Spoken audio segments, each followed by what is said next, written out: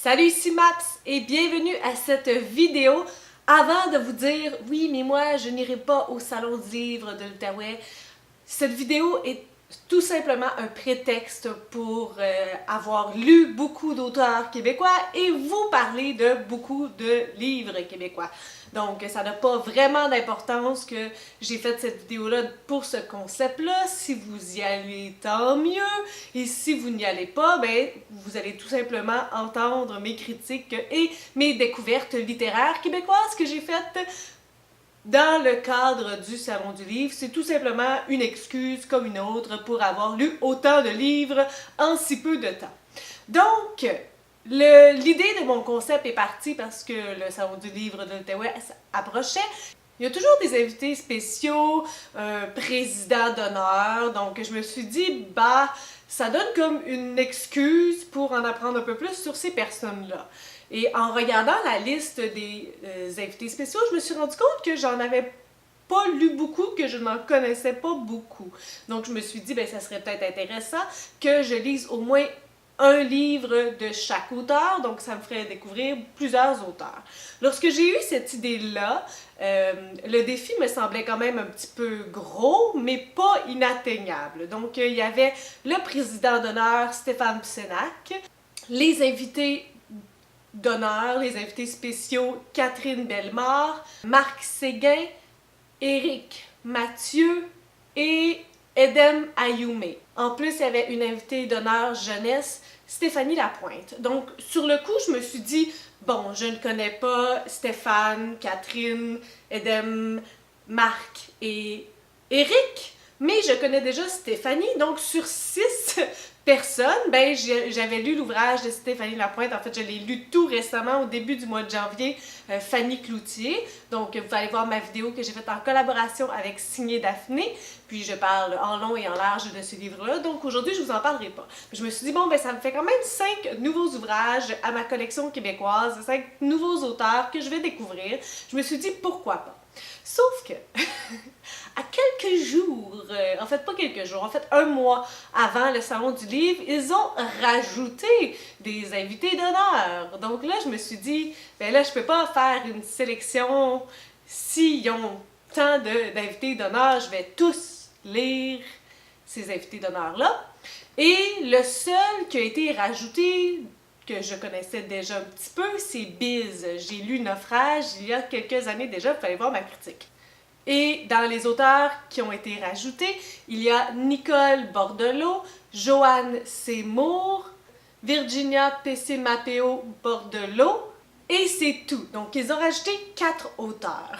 Donc, ça faisait un total, au départ, j'en avais 5, plus 4, donc ça faisait 9 livres. Donc, c'est ça. Le défi était déjà assez gros à 5 lectures. À 9 lectures, il était rendu quasi impossible, mais bon, rien ne fait peur à Maps. Donc, voici ma vidéo Salon du livre où je devrais, si j'ai le temps de tous les lire, vous présenter 9 ouvrages québécois. Donc, le président d'honneur, c'est Stéphane Pissenac. Et j'ai décidé de lire cette œuvre-là de lui. Longtemps, j'ai porté mes deuils comme des habits trop grands.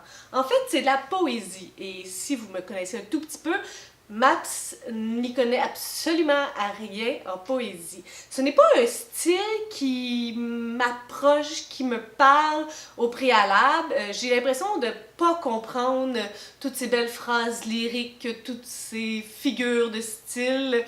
C'est comme très aérien, puis moi je suis très planétaire, donc on arrive très peu souvent à se rejoindre. En fait, c'est ma perception de la chose, peut-être que la réalité en est tout autre. Mais là, je me suis pas arrêtée au style littéraire, je me suis dit, je vais lire tous les auteurs, peu importe ce qu'ils écrivent. Donc, j'ai lu la poésie de Stéphane Pissenac. En fait, il y a comme 4 petits recueils de poèmes avec des atmosphères différentes, une écriture un petit peu différente.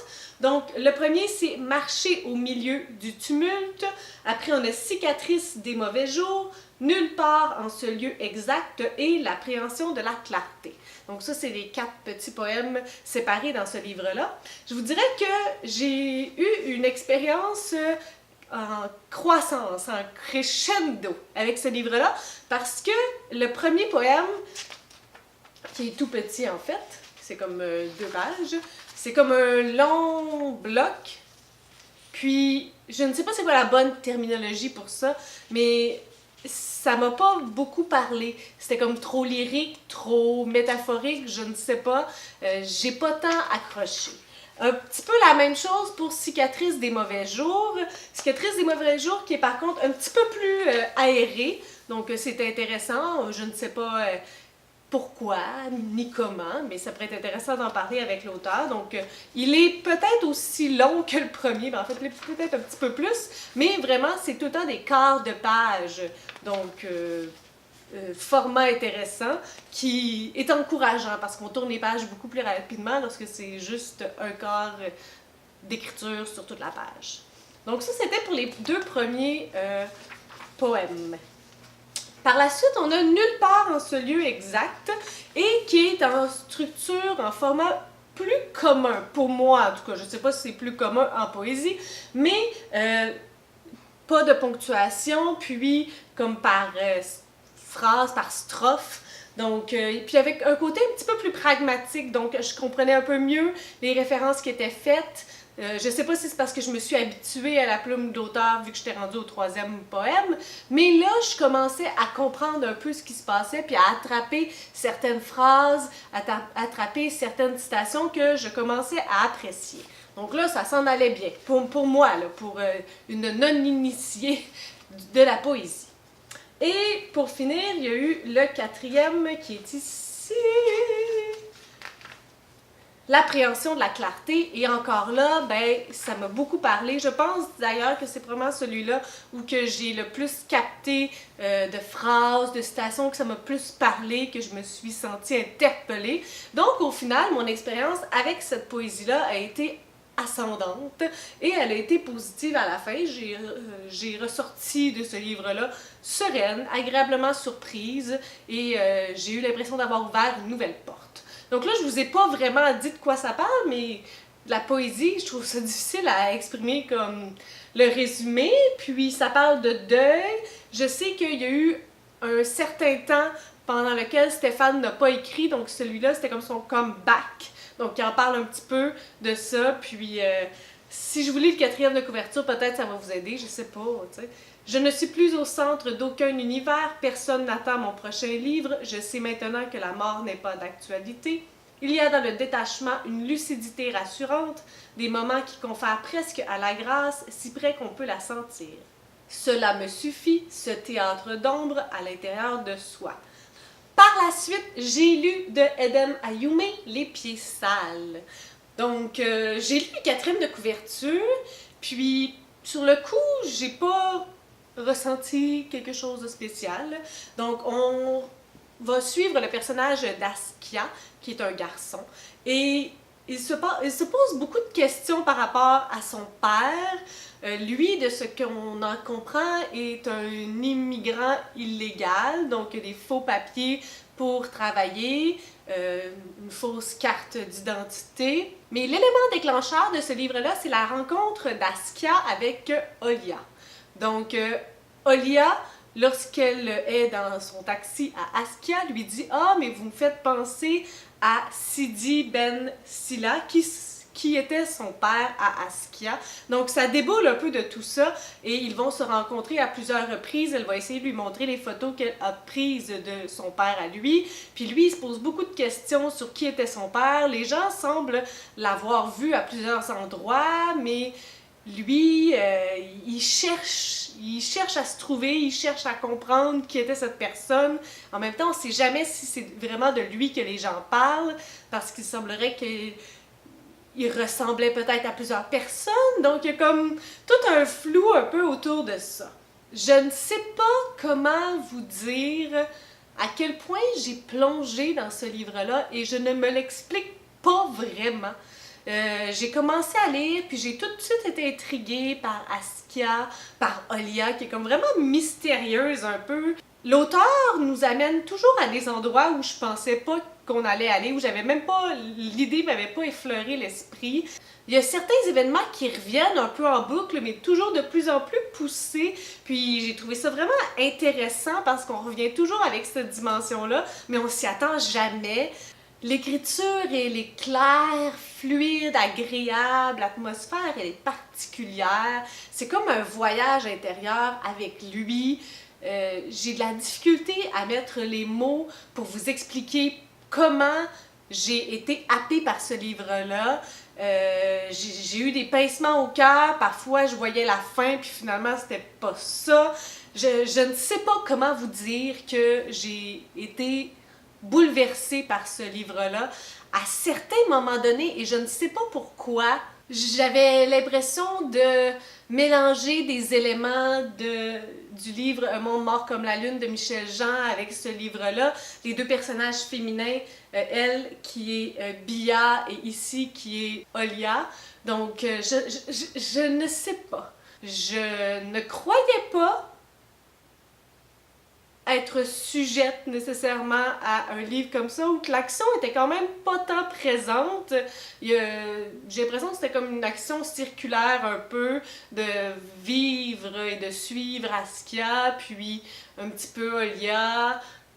C'est vraiment un cheminement un peu intérieur, puis on arrive à la fin, puis je m'y attendais juste pas à cette fin-là. J'ai été happée, j'ai été bouleversée. Je suis vraiment restée perplexe. Les Suicidés d'eau claire, écrit par Éric Mathieu. C'est une belle petite brique de 500 pages. Donc, ça parle d'une famille, la famille Corbin. Monsieur Corbin, Jean Renaud, Madame Corbin, Camille, et ils ont une fille, Sibylle. Et ça commence avec le fait qu'on a retrouvé les 3 membres de la famille Corbin avec une balle dans la tête. Donc c'est un suicide collectif, un suicide familial.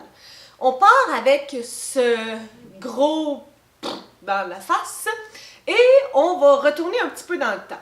On va suivre le personnage de Jean Renaud, sa rencontre avec Camille, les déménagements, la naissance de Sibylle. On va suivre aussi un petit peu plus près du moment où on a retrouvé leur corps, qu'est-ce qui s'est passé dans les derniers mois de vie de Sibylle, dans les derniers mois de Jean Renaud et dans les derniers mois de Camille. Pour enfin se rendre et comprendre pourquoi ils en sont arrivés à cet acte aussi violent. Donc, mon appréciation. Oh my God! Je n'étais pas prête à cette lecture-là. Je me suis dit, bon, est-ce que ça serait un petit peu ambitieux de le lire en une journée? Oui, la réponse est oui.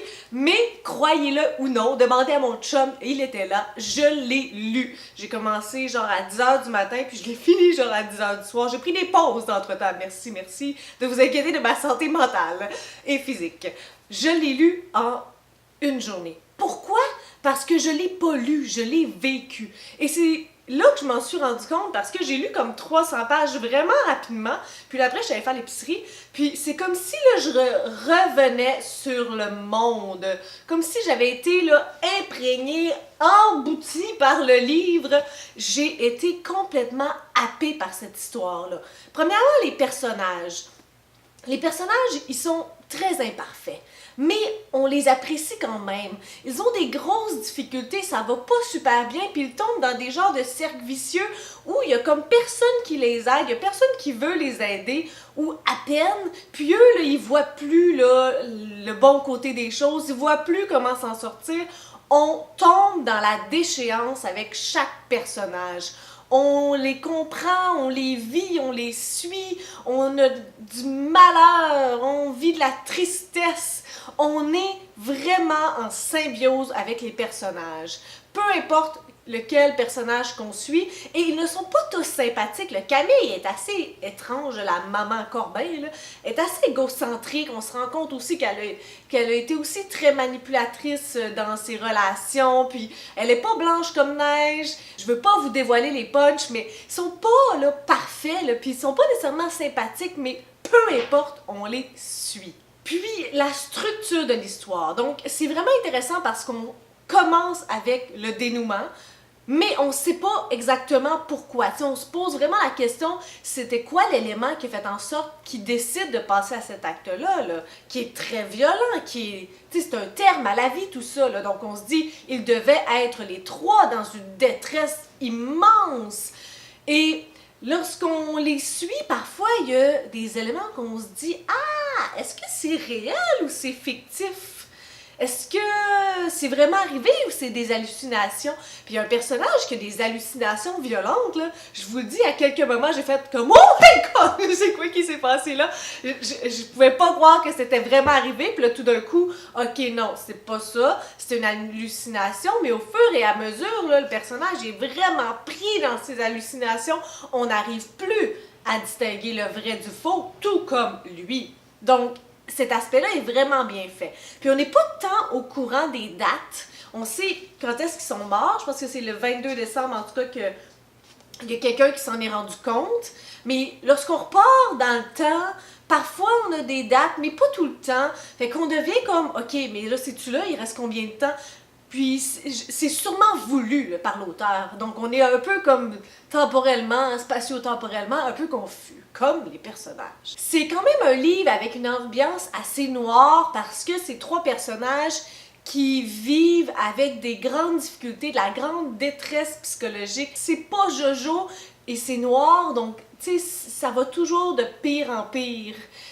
Et je pense que ce qui m'a donné la claque, de même, à la fin, c'est vraiment le fait que après tout ça, je pouvais comme comprendre, et ça fait mal à dire, je pouvais comprendre pourquoi ils ont posé ce geste-là. Juste à le dire, j'ai des frissons, là, tu sais, je suis tellement pas pour le suicide, on peut trouver une autre solution, il suffit d'en parler, mais je pense que avec tout ce qu'ils ont vécu, là, à la fin, j'ai eu cette pop de... J'ai comme compris, puis en même temps, je suis comme non, mais ça se dit pas des affaires comme ça, je peux pas penser ça. Donc, j'ai vraiment été bouleversée par ce livre-là, une grosse surprise, ben tu sais, je m'y attendais pas, là, je me suis juste rentrée dans cet univers-là. Puis, wow! La foi du braconnier de Marc Séguin. On va suivre Marc S. Maurice, qui est un chasseur. Et puis, il est comme... Je vous dirais que le but de cette histoire-là est un peu confuse, mais lui-même est un peu en quête intérieure de ce qu'il est et de ce qu'il cherche. Donc, il va se promener beaucoup sur le territoire. Il va nous expliquer qui il est, il va nous expliquer ce qu'il aime par rapport au fait d'être un chasseur. Il y a aussi tout son côté par rapport à la religion, puis aux femmes, à la nourriture. Donc, je voudrais qu'on est un peu dans un épisode de la vie de Marc S. Maurice. Ce personnage-là est un peu comme cynique, désabusé, rough. On se demande aussi un peu si c'est l'alter ego de l'auteur, parce que l'auteur se nomme Marc Séguin, puis le personnage s'appelle Marc S. Maurice. Donc on pourrait se dire que le S, c'est Séguin. C'est juste un petit détail qui nous titille un peu. Je voudrais que j'ai trouvé le personnage assez antipathique, mais je pense qu'au-delà de ça, j'aurais pu le comprendre si on n'avait pas des intérêts si disparates. Le braconnage, premièrement, ben moi qui est comme une amoureuse des animaux, le fait qu'ils nous décrivent l'amour qu'ils portent à tuer ces animaux-là, je vous dirais que ça me laissait un petit peu de glace. Même, en fait, j'étais très, très froide lorsque je lisais ces passages-là parce que ben, ça me donnait des frissons de dégoût. Moi qui déteste la cruauté animale et moi qui aime les animaux de cœur, là, je me verrais dans un champ avec des animaux juste à les aimer. Je pourrais vivre dans l'arche de Noé avec tous ces animaux-là. Mon but, c'est pas de les utiliser, c'est juste de les aimer. Donc, puis il y a certains passages où que la façon qu'il les coupait, puis qu'il les arrangeait après les avoir tués, était vraiment très, très descriptive. Donc, je vous dirais que c'était rough pour mon petit cœur à moi. Donc, le braconnage prenait beaucoup de place. Son amour pour le fait de les tuer, puis le découpage de ces animaux-là. Puis avec ces animaux-là, puis les morceaux qu'il choisissait et qu'il découpait, il faisait de la nourriture. Donc il y avait beaucoup cet aspect-là aussi de gastronomie. Et là, ben, vous vous comprenez que vous m'avez encore perdu là, parce que il mettait beaucoup l'accent sur les morceaux de viande qu'il avait choisis, puis moi, ben, j'ai juste toutes les images en tête de comment il l'a découpé, puis le fait que c'est un animal que tué, donc sa gastronomie, elle me passait 10 000 fois par-dessus la tête. Donc, tout cet aspect-là qui prend beaucoup de place dans le livre, je le détestais. Et c'est pas la faute de l'auteur, c'est moi. C'est moi qui n'aime pas ça. Et l'autre partie qui prenait quand même beaucoup de place, c'est son rapport à la sexualité, son rapport aux femmes, très confus, je vous dirais, très cru. J'ai eu beaucoup de difficultés à comprendre le personnage, mais à la fin, je sais pas si j'ai aimé ça, parce que j'ai pas l'impression d'avoir détesté, ça m'a fait vivre quelque chose, ben peut-être une émotion que je n'aime pas tant vivre, mais j'ai quand même vécu une émotion, donc je sais pas comment décrire ma lecture de ce livre-là. Une irrésistible envie de fuir de Catherine Bellemare. On va suivre le personnage d'Émilie qui a environ 17-18 ans dans le livre et qui se cherche beaucoup. Elle n'est pas confortable dans son propre corps, elle n'est pas bien, elle se sent différente, elle se voit différente, ses parents la comprennent peu. La seule personne qui est un peu de son côté, c'est sa grand-mère Violette, qui voit elle aussi sa différence, mais qui lui permet de l'être. Émilie, elle struggle, elle a de la difficulté à passer au travers de sa propre vie. Elle est avec un homme, Louis, qui sont un peu ensemble par défaut. Lui veut des choses qu'elle ne veut pas. Et ils sont pas capables de se parler, de s'entendre, elle n'est pas capable de lui dire la vérité. Et elle va rencontrer quelqu'un et ça va être très difficile, mais ces barrières vont petit à petit changer, puis petit à petit, elle va apprendre à mieux se connaître. Pour moi, ce livre-là parle de différence, d'acceptation de soi, et d'amour. C'est un roman où on suit majoritairement Émilie, je vous dirais aux 3/4 du livre, on suit Émilie. On va suivre un quart de temps Anna, puis à la fin on va avoir la portion de se retrouver, si je peux vous appeler ça comme ça. Dans la partie d'Émilie, c'est pas toujours linéaire. C'est comme si on nous avertit de ce qui va passer, puis après on retourne, puis on va dans le plus précis de ce qui s'est passé pour y arriver au point B. Donc je trouve que c'est un procédé assez intéressant qui nous donne envie d'en savoir plus parce qu'on sait comment ça va finir, donc on veut savoir ce qui s'est passé. Donc c'est vraiment une belle histoire, j'ai embarqué à pieds joints, toute la partie d'Émilie, elle est vraiment, elle graphine, elle nous fait mal, mais en même temps on embarque, on la suit. J'ai un petit peu moins apprécié la partie d'Anna, mais je pense pas que c'est nécessairement par rapport à ses thématiques. On dirait que l'atmosphère d'Émilie était pas là, puis que c'était une atmosphère un peu plus fade, je sais pas comment l'expliquer. Lorsqu'on est retourné dans la troisième partie, en majorité avec Émilie, ben j'ai retrouvé cette atmosphère que j'aimais, donc je peux pas dire c'est quoi, mais il y avait quelque chose vraiment de différent dans la façon que c'est expliqué ou la façon que c'est abordé. Aussi, il y a un peu des fragments de poésie par-ci par-là, au lieu que ce soit des longs paragraphes descriptifs.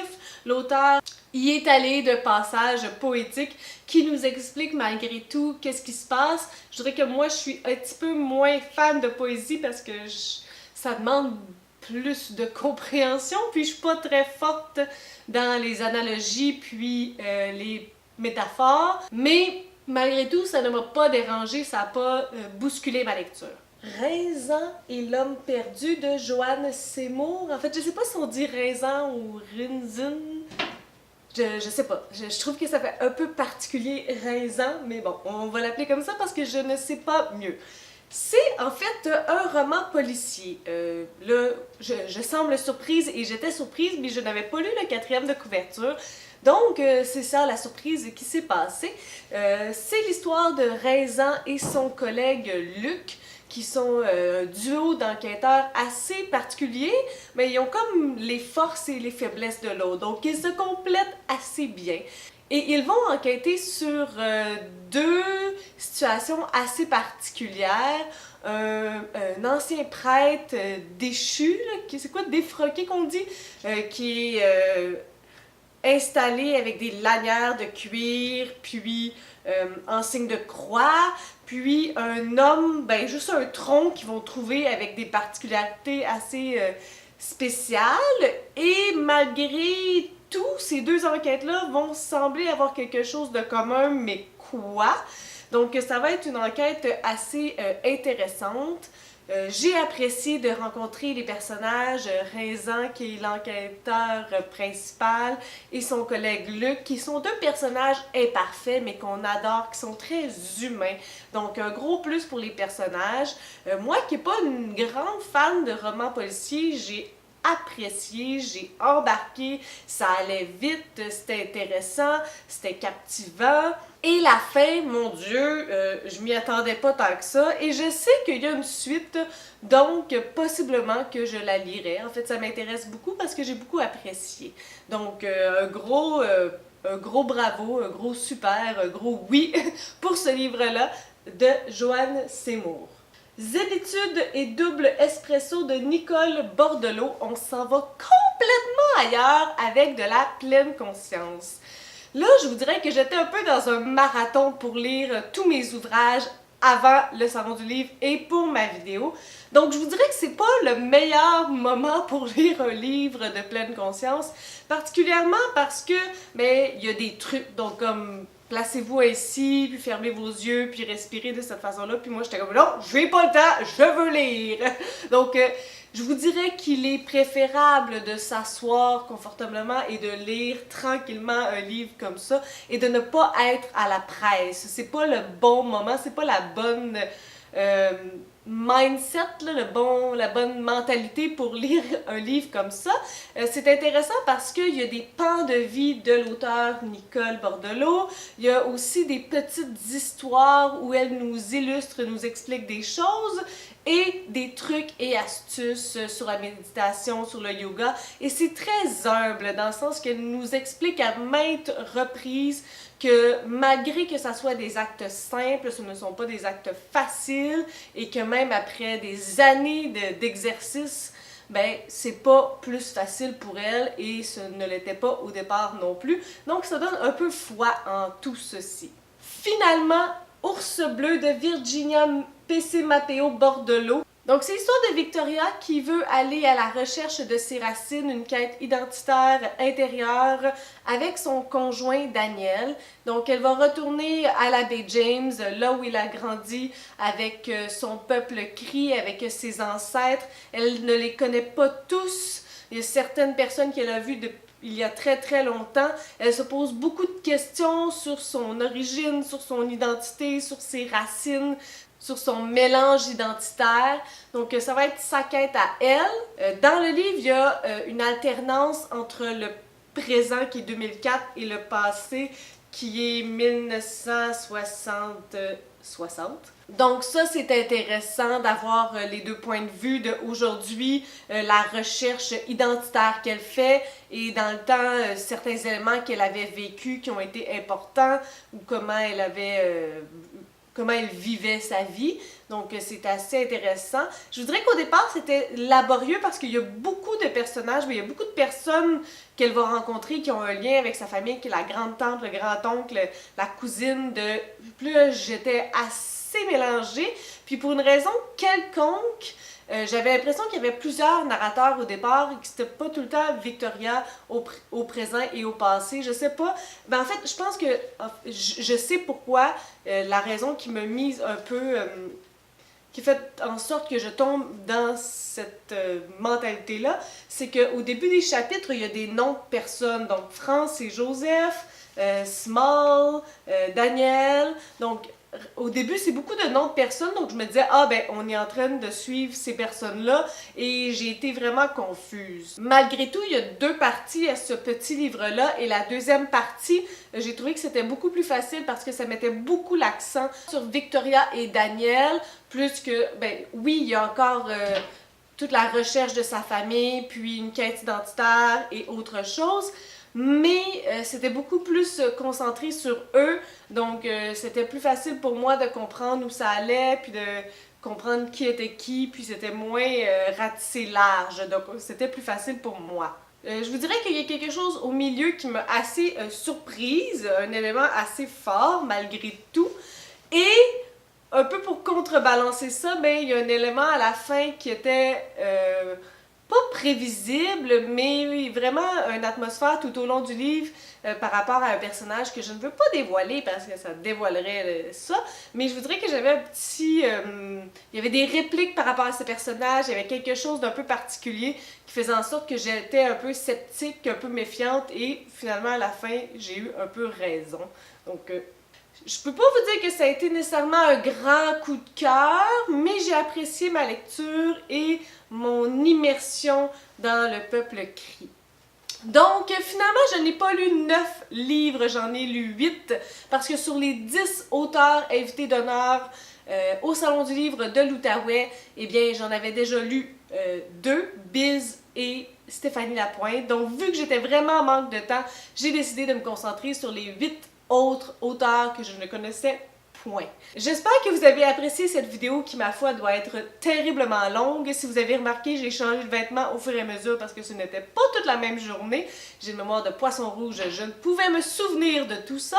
Sur ce, si vous avez des suggestions, des critiques, des commentaires, n'hésitez pas à le faire en dessous de ma vidéo. Je publie des vidéos à tous les 3 jours. Si vous aimez cette vidéo, n'hésitez pas à mettre un petit pouce ou à vous inscrire à ma chaîne. Et sur ce, je vous souhaite de bonnes lectures.